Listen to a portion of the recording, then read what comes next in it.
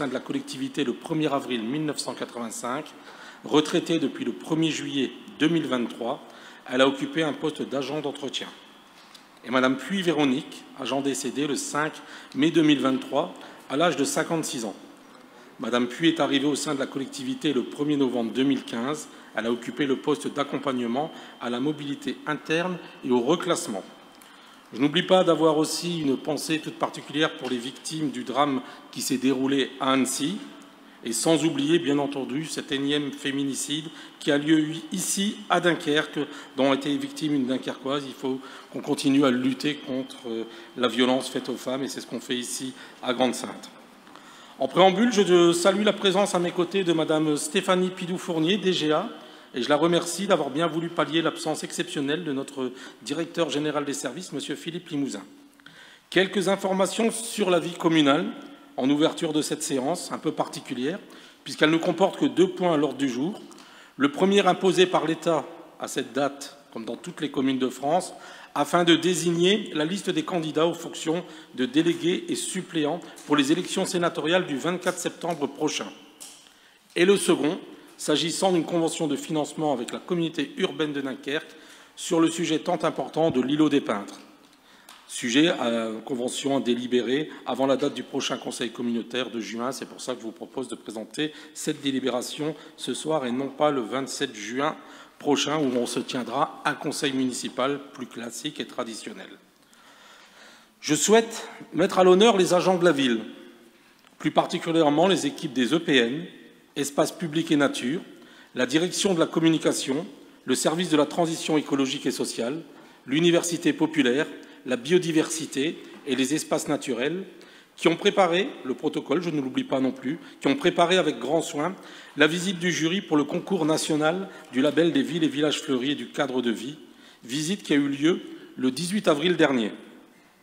À cette occasion, avec Bernard Junot et Karima Touil, les adjoints en charge de ces thématiques, et en présence des agents directement concernés, nous avons pu présenter notre politique globale en faveur du cadre de vie, de l'écologie sociale et solidaire, du fleurissement et du bien vivre ensemble. Les résultats du concours seront publiés durant l'automne. Nous aurons bien sûr l'occasion d'y revenir. Un mot sur les 2 réunions publiques que nous avons tenu à organiser, avec comme fil rouge le bilan de notre action municipale à mi-mandat. C'est à mon sens une démarche indispensable envers les habitants à qui nous avons un devoir de rendre compte. Cette première partie du mandat municipal a été émaillée par la crise sanitaire de la Covid-19, puis par le déclenchement du conflit entre la Russie et l'Ukraine. 2 événements majeurs de portée mondiale qui ont encore de sérieuses incidences sur notre mode de vie, en particulier sur la préservation de la santé publique et sur notre pouvoir d'achat. Je ne reviens pas dans le détail sur ce bilan dont tous les habitants ont eu connaissance, mais je peux vous assurer de toute ma détermination avec l'ensemble de mon équipe municipale pour garder le cap du rayonnement de notre ville. J'ajoute qu'une 3e réunion publique, uniquement axée sur la situation financière de la ville et les perspectives, aura lieu le lundi 26 juin à 18 h en maison communale et elle sera animée par Benoît Cuvillier, adjoint aux finances. Autre sujet qui occupe en ce moment l'actualité.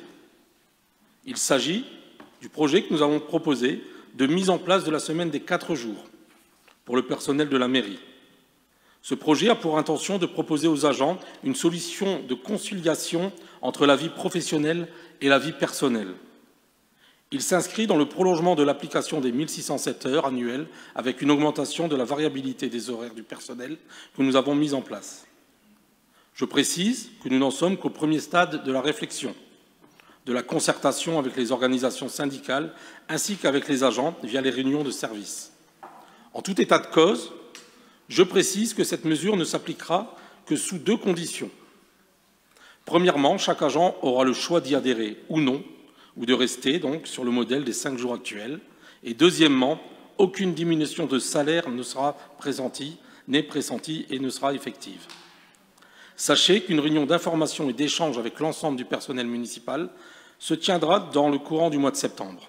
Je ne manquerai pas de vous tenir informé de l'évolution de ce dossier.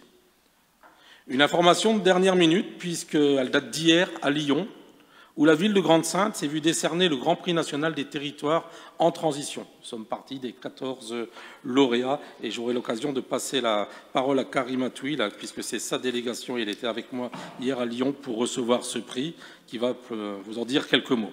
Quelques mots enfin, pour ma part, avec les rendez-vous de juin à ne pas manquer. L'inauguration du campus de la réussite dans sa nouvelle version, après une année de travaux de rénovation et d'aménagement, le vendredi prochain, le 16 juin à 17 h. La fête de la musique le 21 juin, en fin de journée, sur la place de l'Abbé Pierre, avec la participation d'artistes locaux. Et enfin, les assauts en fête, le dimanche 25 juin, durant toute la journée derrière l'Atrium. Et bien entendu, va suivre ensuite le lancement des estivales début juillet. Nous y reviendrons le 27 juin prochain lors de notre conseil municipal. Je vous invite aussi, dès la fin de ce conseil municipal, à aller jusqu'à la galerie Robespierre pour l'inauguration de l'exposition du vitrail, ou ce soir au Palais du Littoral, Nadia y sera, pour les musiques actuelles de l'EMAS. Un beau vendredi à Grande-Synthe et un beau week-end, puisqu'il y a aussi demain notre première braderie des commerçants avec la brocante de l'Europe, quelques fêtes d'école et quelques moments aussi importants demain ici sur Grande-Synthe. Voilà, je cède la parole à Karima Touil, qui va nous faire le plaisir de revenir sur la journée d'hier. Merci, Monsieur le maire, Mesdames et Messieurs les élus, Mesdames et Messieurs.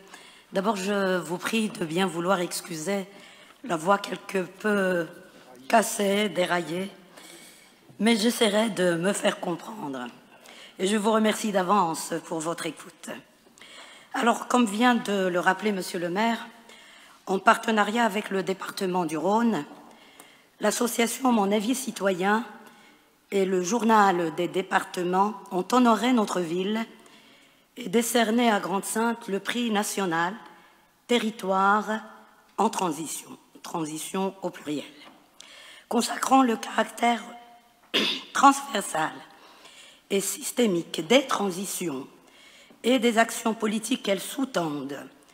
Ce prix récompense l'exemplarité de notre ville, mais aussi sa singularité dans et parmi le cortège des territoires nominés et primés. Car si l'écologie dépasse incontestablement les postures partisanes et les calculs politiciens, elle reste ici animée et traversée par l'exigence de justice sociale, d'équité et d'égalité de tous devant les changements et les adaptations nécessaires qu'elle commande et impulse. À Grande-Synthe, l'enjeu et le défi politique majeur est d'accompagner en donnant les moyens et les outils à chaque habitante ou habitant, à chaque citoyen, et notamment aux plus démunis d'entre nous, afin qu'ils puissent gagner en puissance d'agir et passer alors du constat des crises écologiques et climatiques désormais vécues et éprouvées à l'acceptabilité de la nécessité du changement pour y remédier. Et il faut en effet préparer ce changement pour tendre vers une société plus résiliente et plus sobre, le rendre désirable et matériellement et concrètement supportable et accessible. Il ne s'agit pas d'ajouter à la précarité sociale et à l'insécurité sanitaire et autres l'exclusion écologique et environnementale. C'est pourquoi à Grande-Synthe, l'écologie est tout à la fois un levier d'émancipation et un enjeu démocratique. Elle n'est inclusive, populaire ou solidaire et conviviale ou joyeuse que parce qu'elle remet au cœur, au centre de l'action politique et de la transformation du quotidien des gens, le service public municipal. Elle réhabilite la souveraineté du politique, car ce n'est ni au marché, ni au seul secteur privé ou à l'économie que reviennent la planification écologique et ses décisions politiques. Cette planification, comme ces décisions, sont l'affaire de la puissance publique et engagent la responsabilité des élus à toutes les échelles et d'abord à l'échelle nationale. Mandaté par le peuple, le gouvernement de la République doit préserver l'intérêt général et le décliner auprès des territoires et des communes. Il a pour fonction de corriger les excès et les méfaits du marché et son hypothétique main invisible dont il s'agit de prévenir le risque permanent d'aveuglement et d'exclusion. Désormais, donner aux territoires les moyens et les leviers d'une politique écologique ambitieuse et à la mesure des défis gigantesques que nous affrontons, c'est à coup sûr veiller sur l'intérêt général et œuvrer pour une société plus juste et pour une humanité meilleure, soucieuse de veiller sur les différents équilibres qui s'entrecroisent, s'articulent, voire s'entrechoquent. Ces équilibres sont culturels, puisque la diversité des cultures ne rime pas avec leur confrontation permanente et leur opposition. Ils sont en outre géopolitiques, géostratégiques, puisqu'à l'échelle du monde, nous avons à mettre en place les conditions d'une paix juste et durable, aussi bien entre les pays ou les États qu'avec les autres êtres vivants. Il s'ensuit alors que les équilibres sont aussi et en même temps écologiques et naturels, veillant sur une planète entendue désormais comme creuset de vie et abri d'une diversité biologique foisonnante et ô combien fragile. Merci. Merci Karima. Je peux vous assurer que sa voix cassée n'est aucunement liée à son séjour à Lyon.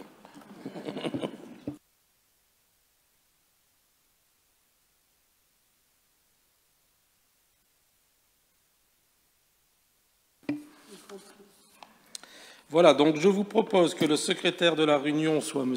Nicolas Damy. Et comme il est pressenti pour faire partie des scrutateurs, il me semble, des élections des suppléants pour les sénatoriales, je vais procéder à l'appel. Madame Axe Marjorie, Madame Afaska Kadouj, Madame Amichi Keltoum, excusez, donne pouvoir à Madame Karine Famchon. Monsieur Arabe Redouane, excusez, donne pouvoir à Monsieur Patrick Juste. Madame Belkala Najat, excusez, donne pouvoir à Madame Selima Chabab. Monsieur Béar Martial, présent. Monsieur Kalon Nicolas, présent. Madame Chabab Selima. Madame Cordier Claudine. Monsieur Cuvillier Benoît. Ah ben on a l'arrivée de Madame Amichi qui a pu se libérer. Donc Monsieur Cuvillier Benoît présent. Monsieur Dacosta Albert, excusez, donne pouvoir à Madame Nathalie de Mazières. Monsieur Da Silva José. Monsieur Damy Nicolas, Monsieur Dassonville Michel, Madame Desmazières Nathalie, oui. Monsieur El Abbassi Habib, Madame Famchon Karine, Monsieur Fontaine Éric, Madame Apchi Aïcha, excusez, me donne pouvoir, Monsieur Juste Patrick, Monsieur Junot Bernard, excusez, donne pouvoir à Benoît Cuvillier, Monsieur Leca David, excusez, donne pouvoir à Madame Axe Marjorie, Monsieur Maza Sylvain, Madame Messman Vanel Chantal, Monsieur Michel Daniel, Madame Pac Véronique, excusez, donne pouvoir Madame Anne-Sophie Vanel, Madame Pinel Atab Michel, Monsieur Plaquet Jean-Christophe, Monsieur Féti Ria, absent, Madame Samier Vanlard Odile, excusez, donne pouvoir à Madame Chantal Vanel, Monsieur Sergent William, Madame Touil Karima, Madame Vanel Anne-Sophie, Monsieur Vergrit Denis et Madame Zambilgo Sarrazin Nadia. Je constate donc que les conditions de quorum posées à l'article L 2121.17 du CGCT sont remplies. Je vous propose donc de nommer Monsieur Nicolas Damy en qualité de secrétaire. Je vous rappelle qu'en application de l'article R133 du Code électoral, le bureau électoral est présidé par moi-même et comprend les 2 conseillers municipaux les plus âgés, les plus anciens, les plus sages, et les 2 conseillers municipaux les plus jeunes, tout aussi sages d'ailleurs, à l'ouverture du scrutin, à savoir M. Sylvain Maza, Mme Chantal Messman-Vanel, M. Denis Vergrit et M. Nicolas Calonne. Le bureau électoral étant constitué, je vous invite donc à procéder à l'élection des suppléants des délégués. Je vous rappelle que tous les conseillers de cette Assemblée sont délégués de droit. Élection donc des délégués en vue de l'élection des sénateurs. Je rappelle qu'en application des articles L289 et R133 du Code électoral, les suppléants sont élus sur la même liste, sans débat, à la représentation proportionnelle suivant la règle de la plus forte moyenne, sans panachage ni vote préférentiel, avec respect de la parité. Je tiens à vous préciser que les membres du conseil municipal, qui sont également députés, sénateurs, conseillers régionaux ou conseillers départementaux, peuvent participer à l'élection des délégués et suppléants, mais ne peuvent être désignés délégués ou élus suppléants. Je vous rappelle également que les suppléants sont élus parmi les électeurs de nationalité française inscrits sur les listes électorales de la commune. Je vous indique que, conformément aux articles L284 à L286 du Code électoral, le conseil municipal doit élire 0 délégué ou délégué supplémentaire, car nous sommes tous délégués de droit, et 9 suppléants. Les candidats peuvent se présenter soit sur une liste comportant autant de noms qu'il y a de suppléants à élire, soit sur une liste incomplète. C'est l'article L289 du Code électoral qui le permet. Chaque liste de candidats aux fonctions de suppléants est composée alternativement d'un candidat de chaque sexe. Avant d'ouvrir le scrutin, je constate donc le dépôt de 2 listes de candidats la première, qui est la liste de la majorité municipale. Je vais peut-être lire les noms des personnes présentes sur cette liste. Monsieur Christian Bartholoméus, Madame Marie-Claude Dupérez-Bécuve, Monsieur Guilloté, Madame Marlène Baudry, Monsieur Jean-Marc Messali, Madame Armelle Bardot, Monsieur André Bécuve, Madame Zaina Lemoine et Monsieur Krim Roula. Et j'ai reçu une deuxième liste qui comporte 2 noms. C'est la liste Grande Sainte en transition. En tête de liste, Mme Fatima Seguir et M. Kamel Kelaf. Il n'y a pas d'autres listes qui ont été déposées. Donc, je vous explique le déroulement du scrutin. Donc, je vais vous appeler chacun votre tour et vous remercie de me faire constater que vous êtes porteur que d'une seule enveloppe. Je vous remercie de déposer vous-même le bulletin dans l'urne. Si un conseiller ne souhaite pas prendre part au vote, cela sera bien entendu enregistré sur le procès verbal. Attention, les bulletins surchargés ou raturés seront considérés comme nuls. Donc, nous pouvons passer au vote. Pour ceux qui ont un pouvoir, vous devez être normalement en possession de 2 enveloppes. Et donc, on commence avec Madame Axe Marjorie. Les scrutateurs, oui, si vous pouvez... Sylvain, Chantal, Monsieur Calonne et Denis. C'est vous.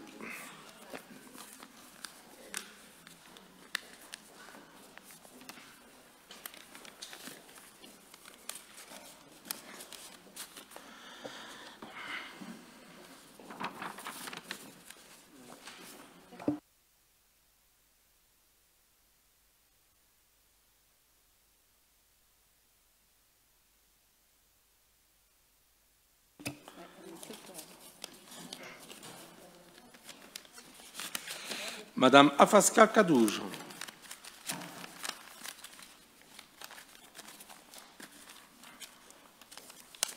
Madame Amishi Keltoum.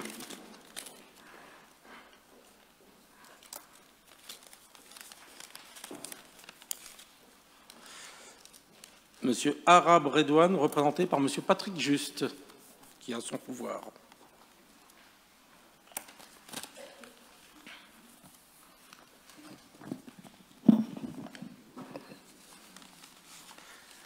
Madame Belkala Najat, représentée par Madame Selima Chabab, qui a son pouvoir.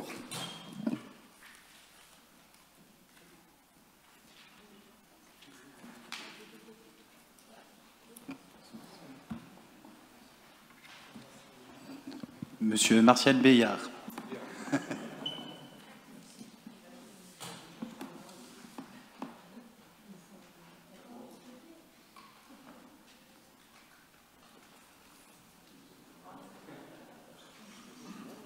Monsieur Calonne Nicolas.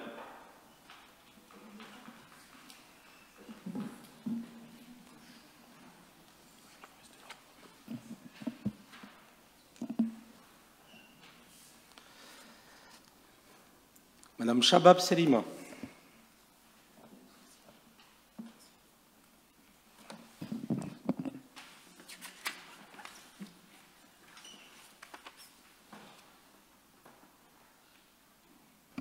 Madame Cordier Claudine.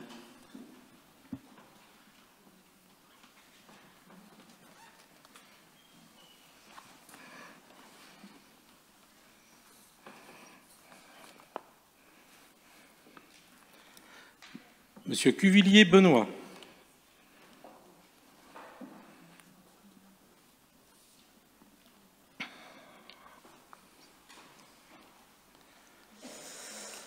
Monsieur Dacosta Albert, représenté par Madame Nathalie Desmazières, qui a son pouvoir.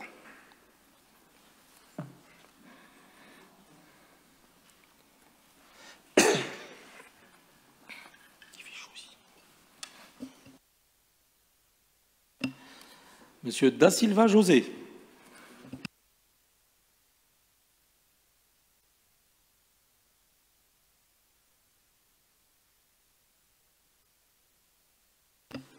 Monsieur Damy Nicolas.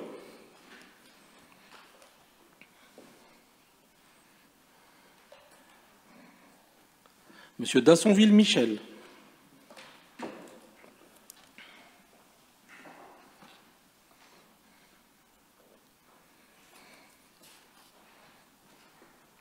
Madame Desmazières Nathalie.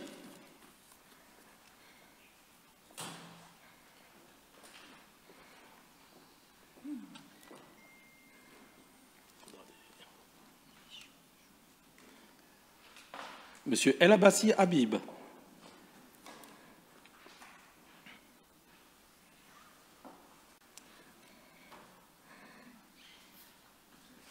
Madame Famchon Karine.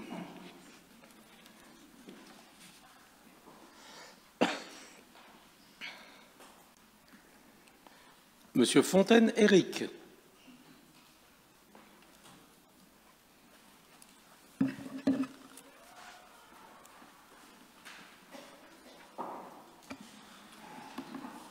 Madame Abchi Aïcha.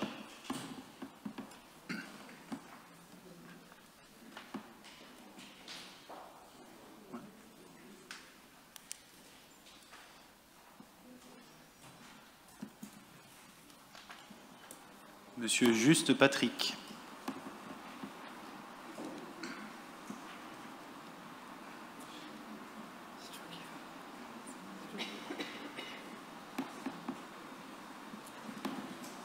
Monsieur Junot Bernard. Pouvoir à Monsieur Cuvillier.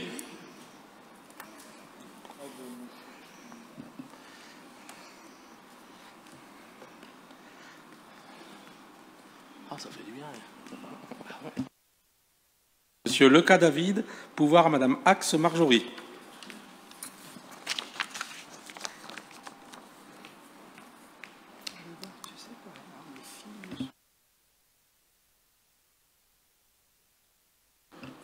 Monsieur Maza Sylvain.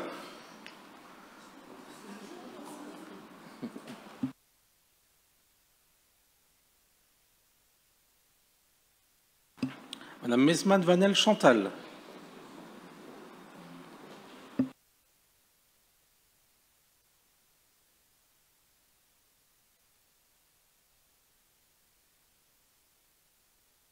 Monsieur Michel Daniel.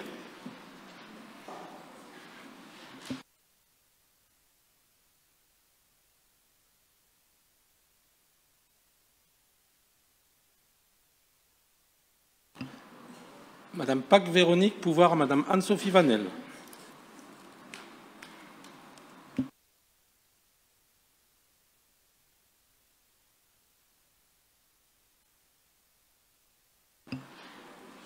Madame Pinel-Atab Michel.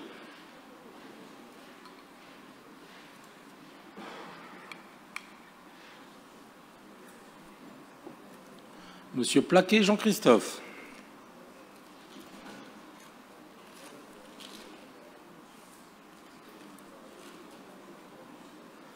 Monsieur Fétiria absent. Donc nous passons à Madame Samier Van la Rodil qui donne pouvoir à Madame Chantal Vanel.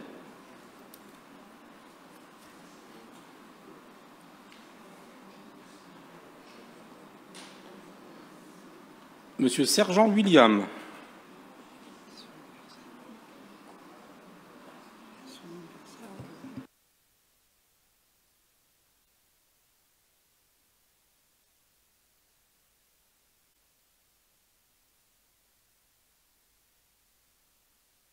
Madame Twil Karima.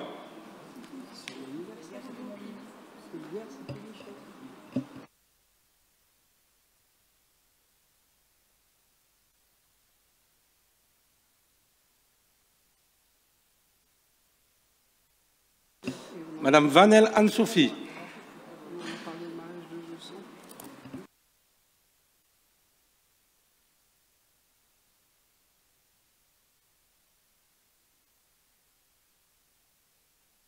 Monsieur Vergrit Denis.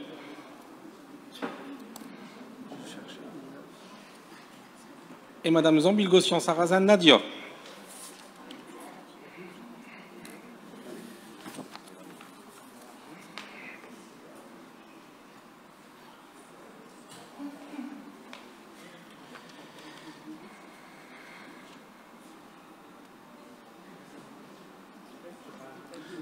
Voilà, donc je déclare le scrutin clos. Je demande aux membres du bureau électoral de bien vouloir procéder au dépouillement.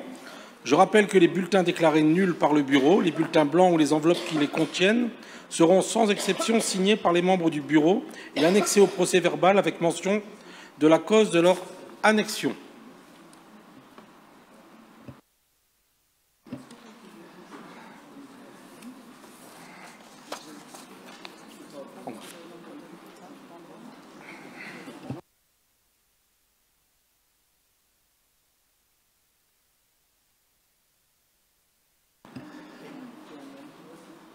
Voilà, pendant que les scrutateurs font leur travail, je vais me permettre de souhaiter un bon anniversaire à Monsieur William Sergent, qui doit avoir une quarantaine d'années aujourd'hui.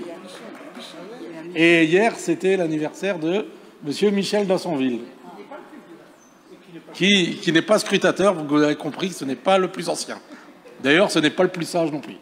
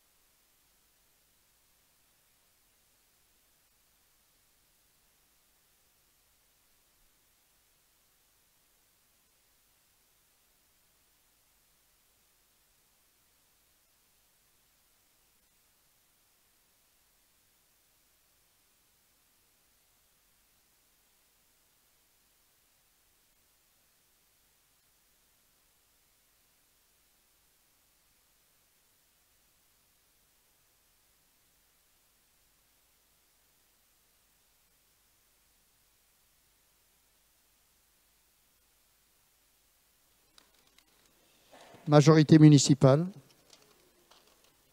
Majorité municipale. Majorité municipale.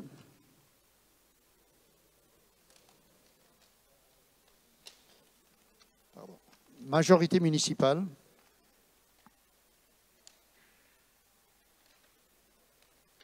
Majorité municipale. Majorité municipale.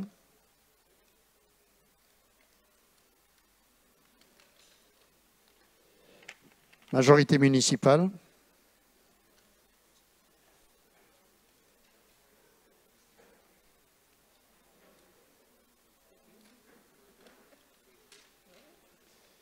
Majorité municipale.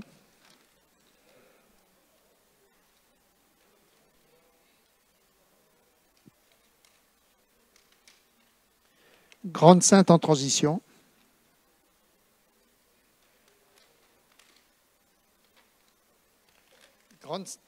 Majorité municipale.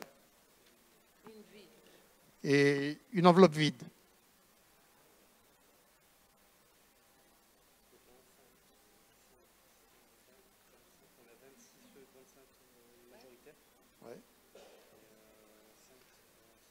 Que vous pourrez compter parce qu'apparemment il y aurait un de trop. Selon les décomptes. Ah non, c'est bon, me dit-on.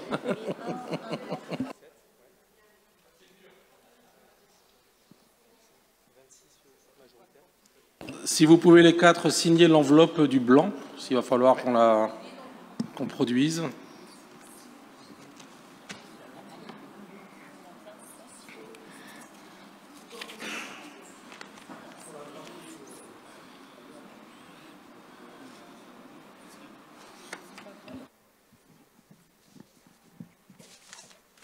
Donc c'est bien 7 Grande-Sainte en transition, si vous pouvez recompter, et 26 majorités municipales. C'est bon.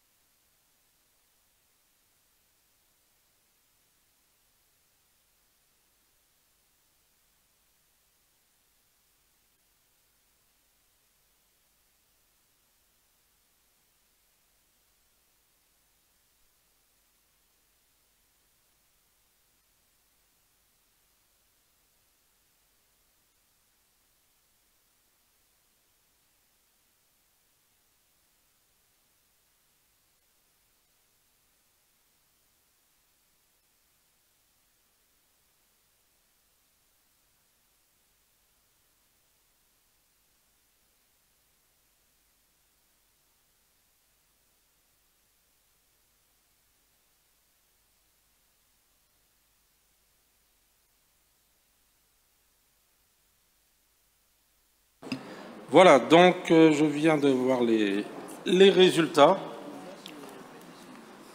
Donc la liste de la majorité municipale a obtenu 26 voix, la liste de Grande-Synthe en transition a obtenu 7 voix. Aussi, la liste de la majorité municipale a obtenu 7 sièges de suppléants et la liste Grande-Synthe en transition a obtenu 2 sièges de suppléants. Je peux donc proclamer les noms des élus suppléants, les élus suppléants. Monsieur Christian Bartholoméus, Madame Marie-Claude Dupéré-Bécuve, Monsieur Guilloté, Madame Marlène Baudry, Monsieur Jean-Marc Messali, Madame Armelle Bardot, Monsieur André Bécuve, Madame Fatima Seguir et Monsieur Kamel Kelaf. Le procès-verbal va être établi en 3 exemplaires, donc qui seront signés par les membres du bureau électoral, Monsieur Sylvain Maza, Madame Chantal Vanel, Monsieur Denis Vergrit et Monsieur Nicolas Calonne, ainsi que le secrétaire de séance, Monsieur Nicolas Damy. Un exemplaire de ce PV sera affiché à la porte de la mairie et sera envoyé en sous-préfecture. Le dernier restera dans les archives ici à la mairie. De plus, je vais vous faire passer un tableau que vous voudrez bien remplir uniquement en votre nom, car seuls les élus présents peuvent le remplir afin que vous inscriviez la liste que vous choisissez en cas d'empêchement le jour des élections des sénatoriales le 24 septembre prochain. Donc soit la liste de la majorité municipale, soit la liste Grande-Synthe en transition. Je vous remercie de bien vouloir également apposer votre signature.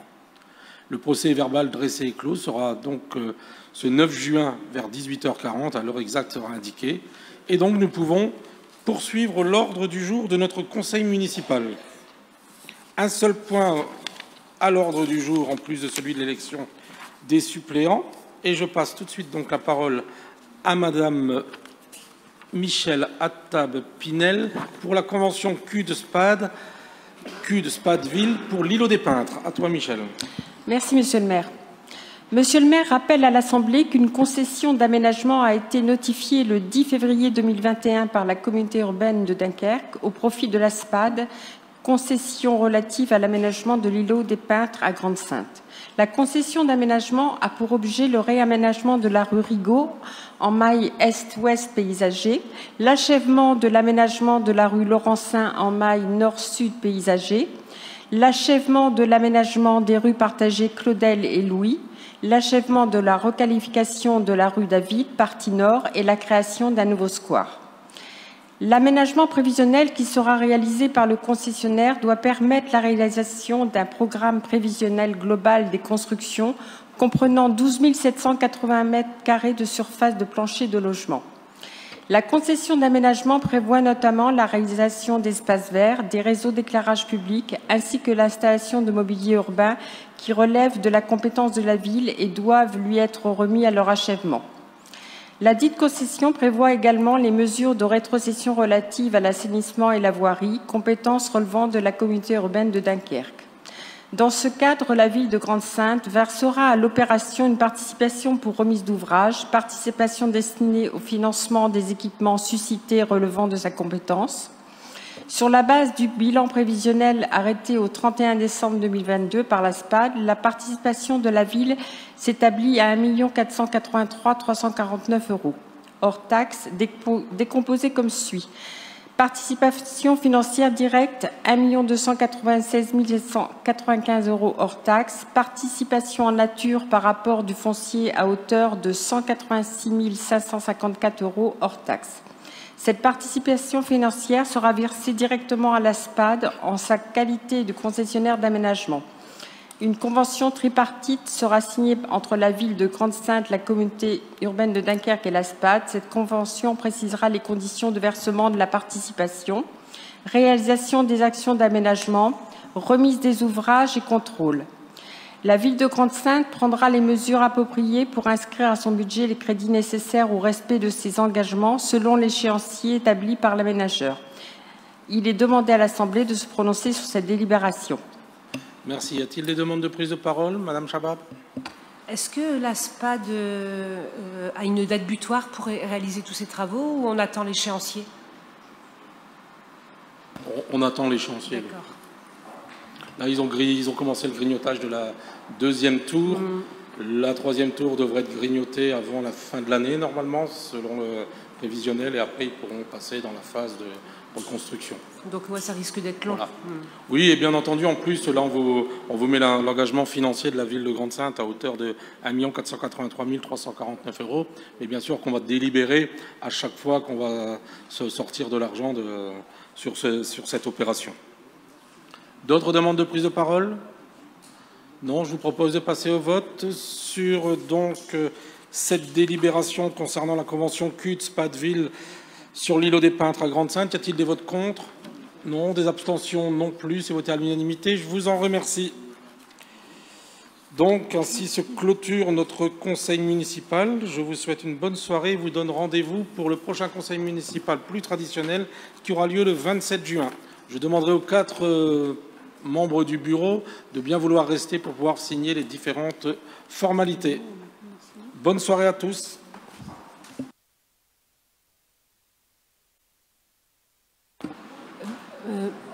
Martial, monsieur le maire, je pense qu'on n'a pas fait le point 1, bon, même si, et oui. On n'a pas fait le dernier point non plus. C'est pour qu'on soit bon, quoi. C'est vrai qu'on n'a pas, excusez-moi, ouais. On était parti du coup, ce truc. On n'a pas coup, fait... vous rouvrez. Ah là, on rouvre. C'était vrai, il y avait l'approbation du procès-verbal de la séance du 28 mars 2023.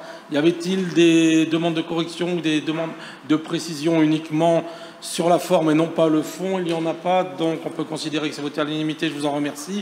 Et il y avait aussi l'approbation des décisions, ce qu'on fait à chaque conseil municipal, pour les décisions prises depuis le 17 mars 2023. Appelle-t-elle des demandes de prise de parole? Non, donc on peut passer au vote, pas de vote contre, pas d'abstention. Je vous remercie pour votre vigilance et je vous souhaite une bonne soirée. On était tellement partis sur les sénatoriales. Ouais. Par contre, il faut... Oui, n'oubliez pas de remplir le parapheur en y apposant votre signature pour le choix de la liste. Et on remplit aussi pour les absents, pour qui on a pouvoir. Non. Non, d'accord. Non, ils vont devoir... Ils vont devoir venir, d'accord.